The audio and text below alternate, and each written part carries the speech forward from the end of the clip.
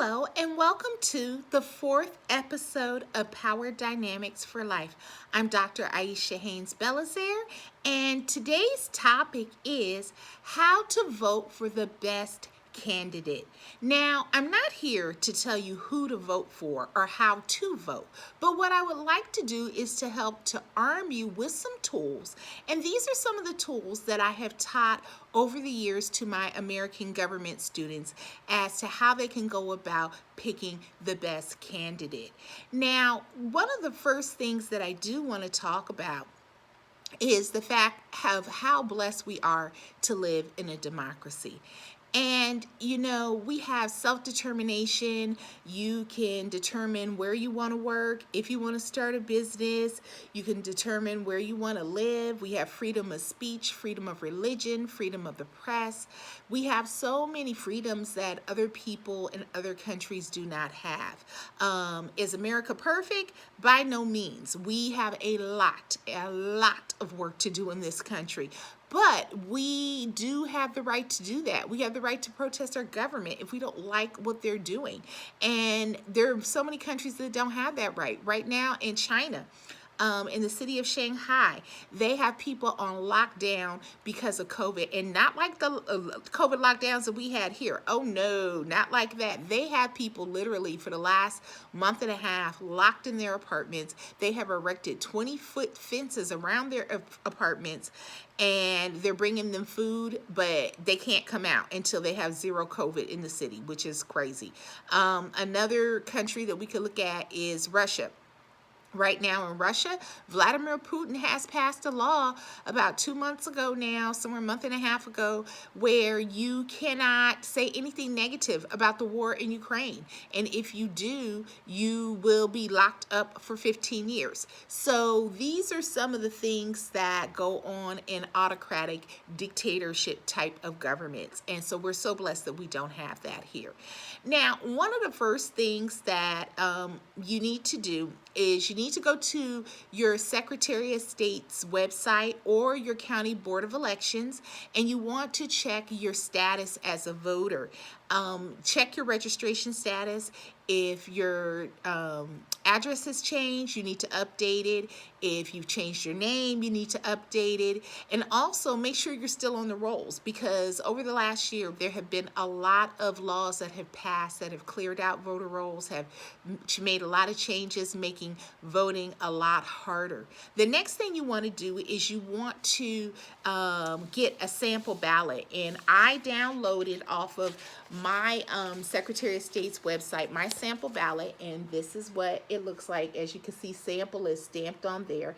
I live in Fulton County, Georgia, so I'm going to take the time to actually go over these candidates and find out more about them.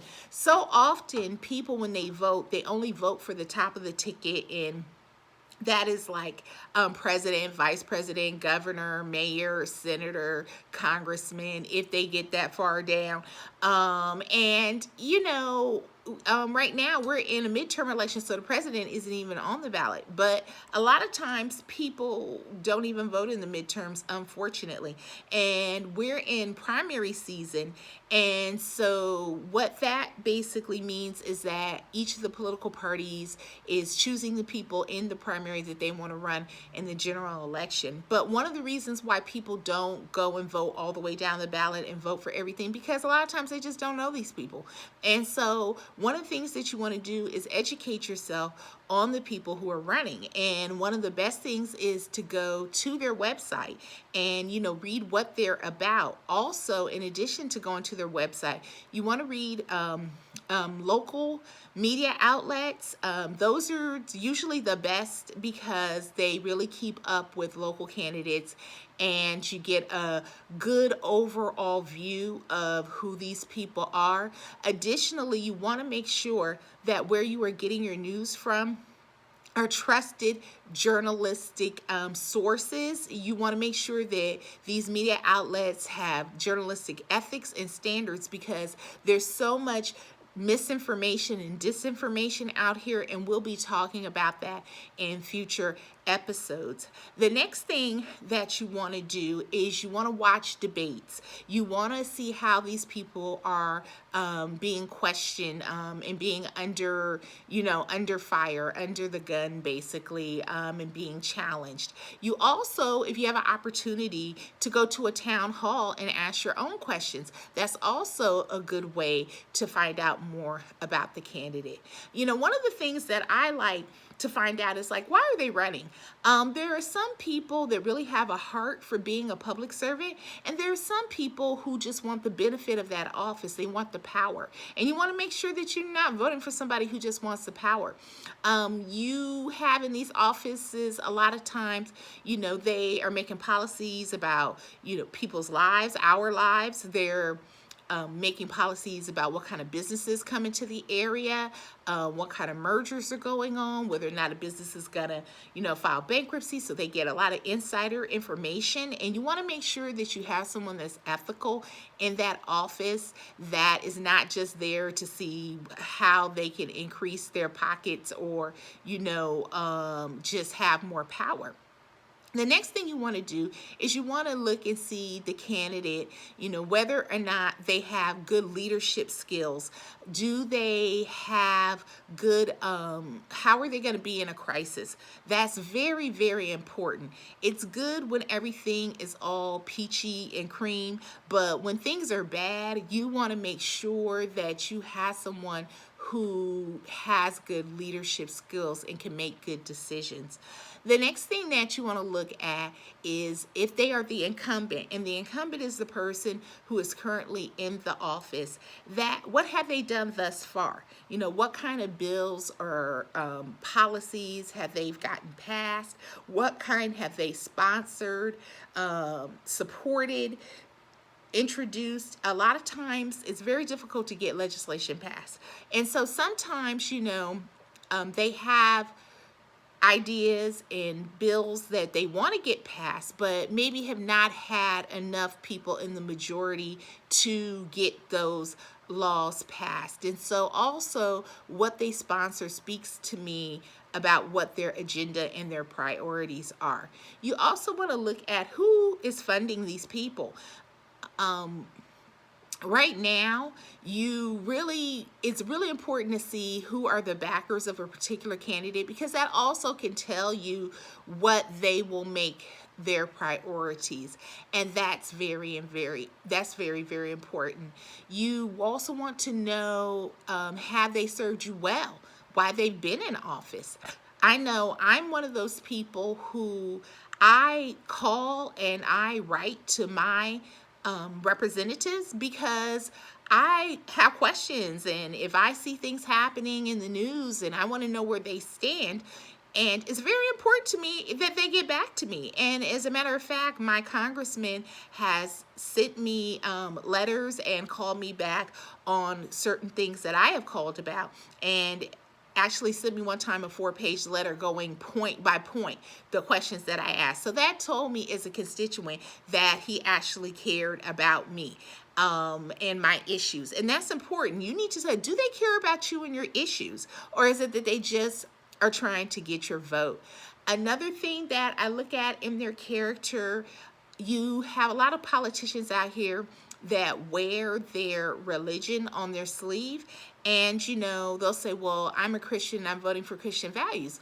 Okay, well, do you treat people how Jesus said you should treat people? How do you treat the least of these? How do you treat people with challenges and who are struggling? So that's very important to me also, to see how they are doing that. You also want to make sure that you are voting for someone who is not a habitual liar. Now, I know that's kind of harsh, and I even hate to have to say that, but you have people out here that'll tell you one thing on Monday and tell you something else on Tuesday, and then on Wednesday say they never said either one of them. Even if you have them on tape, they'll tell you didn't see that. And so, you want to stay away from people like that. And not that people can't change and evolve over time, but you really want to make sure that, it's not something where they're just going with the wind of the political winds at that time. The next thing that I also look at is, do they have well thought out plans? It's one thing to say, oh, this person isn't doing this, and if I get into office, I'm going to do something completely different. Well, what is your plan for that? Because we have, sometimes if you don't think out into the future, something could sound really good at the moment, but it can have what we call in political science unintended consequences. And there are two issues that I can think about that have had an issue with unintended consequences. One would be outsourcing of our jobs over the last 30 years, our manufacturing sector. A lot of people were happy to send jobs over to China, manufacturing to China and to Mexico, Latin America. And what ended up happening is that it really tore down our middle class in this country. And then we also saw that we had supply chain issues when COVID happened, because we were depending on products from these other countries and they were shut down, and we couldn't get what we needed. And so it's very important to think about what happens down the line. Are these people really thinking these things through? The next thing that was an unintended consequence was taking physical activity out of school. We thought 30 years ago it would be a good idea for kids to have more learning time, and so take away PE and recess, but found out that that was not a good idea, because a lot of kids got diagnosed with behavioral issues. There are a lot of physical and health issues from being inactive. And kids, they got to get up, they got to move, they got to be active. So those were some of the unintended consequences of those particular pieces of legislation. Now, I just want to make sure that I've covered everything here. You also want to make sure that what are they going to do differently than they did. This is for the incumbent. The challenger. What is the challenger? What are they going to do differently than what the incumbent is currently doing? Right now, one of our biggest issues is inflation. And you'll hear people say, well, I get in office, I'm going to get rid of inflation. Okay, how are you going to do that? I really want to know. You really want to know what are their plans. I understand that because of, we're still trying to get the supply chain back, that we have inflation because of that. And, even though in America, we've pretty much started to get back to normal, but that's not true for every country. Like I just told you about what's going on in China. Then there's the war over in Ukraine. Ukraine produces a large amount of wheat for the world. And so that's going to make prices higher. Not just for bread, but for anything that has flour in it. Also, if you look at Russia, they are a major supplier of oil and gas. So then that also raises up prices. So these are all the things that you want to look at. The next thing that I would really like to say is that it's very important that we vote in the 2022 midterm elections. And what happens in 2022 and 2024 will determine whether or not we remain a democracy. There are a lot of people that don't want us to be a democracy. They don't believe in democracy anymore, and they're currently in the government. They just want to have one type of rule, and they really don't care about the issues of the country and in terms of everybody's voice being heard.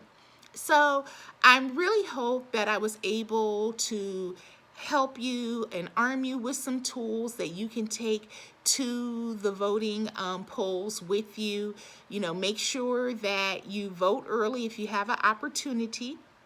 And I just want to thank you for spending some time with me here today at Power Dynamics for Life. We are a new channel, so I'm asking you to like, share, subscribe, and comment. Let me know, do you plan to vote in the 2022 elections? I'm Dr. Aisha Haynes-Belizaire. Thank you once again, and have a blessed day. Bye-bye.